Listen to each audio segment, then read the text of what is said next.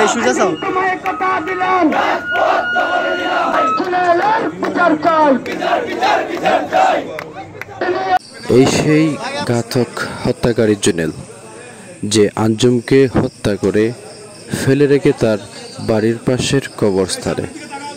মৌলভীবাজার কুলাউড়ার শেরপুর গ্রামের নাসিফা জান্নাত আঞ্জুমকে এই হত্যাকারী জুনেল হত্যা করে ফেলে রেখে তার বাড়ির পাশে।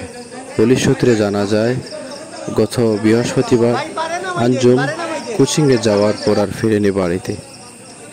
অতঃপর সেই জুনেল আঞ্জুমকে দর্শনের চেষ্টা করে সেই নির্জন জায়গায় যখন দর্শন করতে না পেরে তাকে গলা টিপে সেখানেই হত্যা করে ফেলে।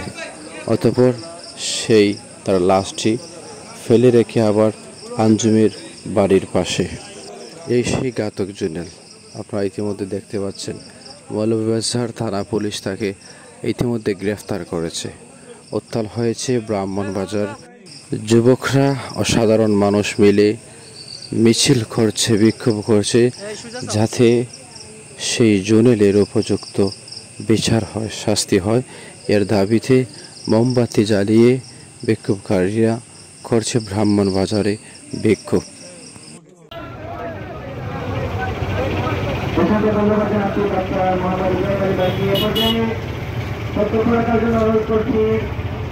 আমাদের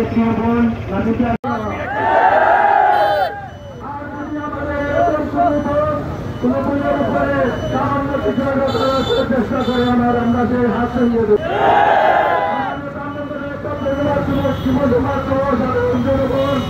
আমরা আছি, আমরা থাকবো, আমরা প্রধান